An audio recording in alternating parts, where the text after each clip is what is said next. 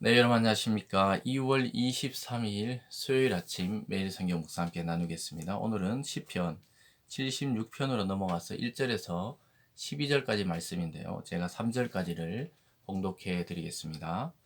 하나님은 유다에 알려지셨으며 그의 이름이 이스라엘의 크시도다. 그의 장막은 살렘에 있으며 그의 처소는 시온에 있도다. 거기에서 그가 화살과 방패와 칼과 전쟁을 없이 하셨도다. 아멘. 오늘 시편의 76편의 내용을 통해서 역사의 통치자라는 제목으로 말씀을 증거하겠습니다. 우리가 이 세상을 살아가다 보면은 참 이 세상의 역사와 또 주권자 또는 뭐 왕이나 대통령 또는 여러 가지 지도자들을 누가 세우시는가 우리는 이렇게 생각할 때가 있었습니다. 근데 가만히 보면 이 세상이 흥하고 망하고 또 생겨나고 없어지는 그 모든 것의 통치자가 바로 하나님이란 사실을 오늘 우리에게 보여주고 있습니다. 이걸 개인적으로 우리가 축소해 보면 한 가정이나 한 개인의 인생도 하나님이 이 땅에 생겨나게 하시고 살아가게 하시고 또 하나님을 믿는 자 되게 하시고 영화롭게 하시고 또 어떤 사람은 하나님을 믿지 않으므로 영화롭게 살아가는 것 같았지만 그 끝이 결국 비참하고 허무하고 또 파멸로 끝나는 것을 우리가 살펴본 적이 있었습니다. 그런데 오늘은 정말 한 나라를 세우시고 통치하시고 또 이 세상을 다스리시는 분이 또 심판하시는 분이 하나님이심을 분명하게 보여주고 있습니다. 특별히 자기 백성을 위해서 장수처럼 나서셔서 적을 물리치시는 그런 장군이신 장수이신 하나님의 모습을 오늘 본문이 잘 보여주고 있습니다.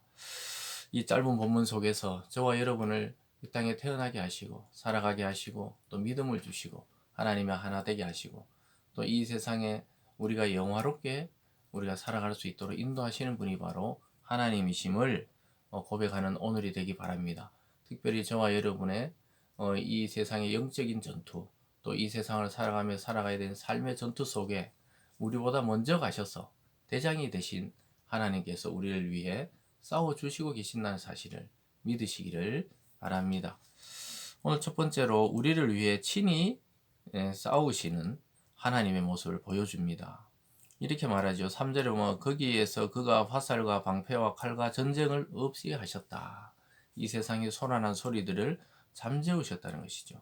그래서 자기 백성을 위해 하나님은 언제든지 전쟁에 나설 준비가 되어 있는 것입니다.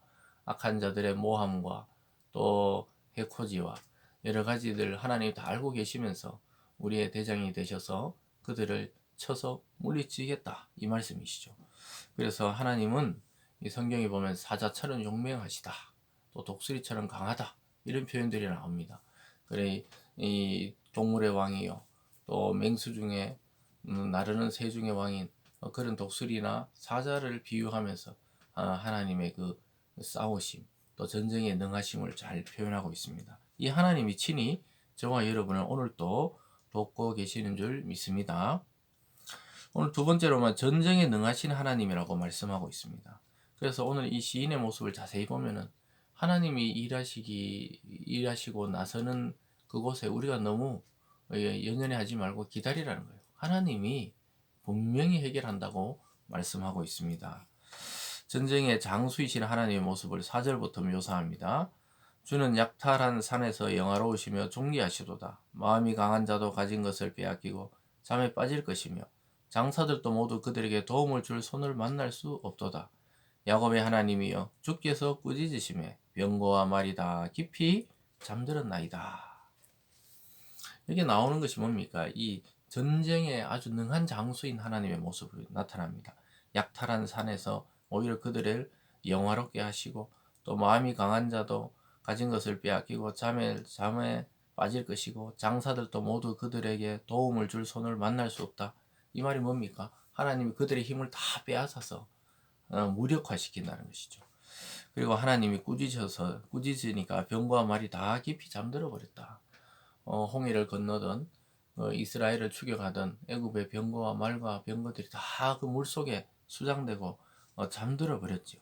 힘 하나 쓰지 못하고 그들은 망하고 말았습니다. 그러니까 이 전쟁에서 하나님의 백성이 승리하는 비결은 뭡니까? 하나님 뒤에 숨는 겁니다.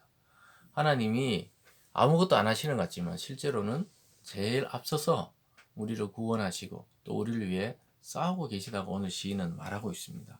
전쟁에 능하시다니까요. 하나님은 이스라엘이 가나안을 정복할 때도 똑같은 작전을 한 번도 쓰신 적이 없어요. 하나님의 그 지혜는 수만 수천 가지이기 때문에 단 똑같은 방법으로 우리가 볼 때 비슷해 보이는 거는 있어도 똑같은 방법으로 하나님이 승리를 주신 적은 없습니다. 저와 여러분의 인생의 문제도 작년에 했던 방식이 아닌 올해 했던 방식으로 또 오늘 새로운 방식으로 저와 여러분의 현실을 뚫고 승리하게 하실 줄 믿습니다. 그리고 계속해서 보면요, 결국 심판하시는 분도 하나님이시라는 것을 보여줍니다. 8절에 보면요, 주께서 하늘에서 판결을 선포하심에 땅이 두려워 잠잠하였나니 곧 하나님이 땅의 모든 온유한 자를 구원하시려고 심판하러 일어나신 때다, 이렇게 말합니다. 이 포인트가 뭡니까? 하나님이 그렇게 전쟁을 하시고 악한 자를 물리치고 또 이 세상을 통치하시는 이유가 뭡니까? 온유한 자, 즉 믿음의 사람을 구원하시는 것이 심판의 목적이었습니다. 이 세상은 망하게 하는 것이 목적이지만 하나님은 믿는 자를 구원하시는 것, 자기 백성을 구원하는 것이 심판의 목적이라고 분명하게 말씀하고 있습니다. 그리고 마지막에 결국은 하나님만이 높이 찬양받으실 참된 신임을 증명하고 있습니다. 그래서 역사의 통치자이시고 경배받을 하나님에 대해서 노래하는 시인의 모습을 보게 됩니다. 10절입니다. 진실로 사람의 노여움은 주를 찬송하게 될 것이요 그 남은 노여움은 주께서 금하시리다. 너희는 너희 여호와 너희 하나님께 서원하고 갚으라. 사방에 있는 모든 사람도 마땅히 경외할 이에게 예물을 드릴지어다. 이렇게 말씀하고 있습니다. 결국 사람의 그 노와 화가 바뀌어서 하나님을 찬송하게 되고 또 모든 서원을 갚겠다, 기도를 응답하겠다 이야기하고 있고요. 또 사방에서 모든 사람을 하나님께 마땅히 나와 경외한다. 이 말은 온 세상의 사람, 온 세상의 믿음의 사람들이 함께 모여 하나님을 경배할 때가 오는 것을 보여주고 있습니다. 네, 그 형상으로 그리스도가 오셔서 그 일을 완성하셨고 또 주님을 중심으로 모든 믿음의 백성이 하나님의 창조와 주권과 통치에 대해서 경배하고 찬양하는 그러한 때가 온다고 분명하게 말씀하고 있습니다. 저와 여러분, 오늘을 살아가면서 참 우리는 이해할 수 없는 현실 속에 때로는 좌절할 수도 있지만 역사와 또 민족과 국가와 또 저와 여러분의 개인의 인생을 통치하는 통치자요 또 경배받으실 하나님께 나가 우리의 어려움을 간구할 수 있게 되었습니다. 왜냐하면 그렇게 될 때 전쟁에 능한 장수이신 하나님이 우리의 모든 고난을 뚫고 그 모든 것을 다시 영화롭게 하고 평화롭게 하고 새롭게 하겠다고 말씀하고 있습니다. 사랑하는 여러분, 자기 백성을 구원할 장수이자 왕이신 하나님을 의지하시기 바랍니다. 그리고 우리의 삶 자체가 하나님을 찬양하며 경배하는 그러한 삶이 되어지기를 주님의 이름으로 축원드립니다. 기도하겠습니다.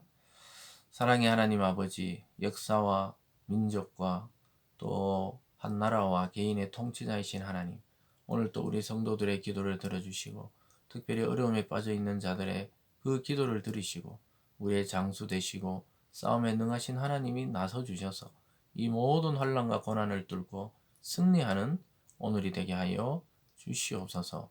우리가 그 하나님께 나아가 경배하고 찬양하는 그런 믿음 있는 성도 되게 하여 주시옵소서.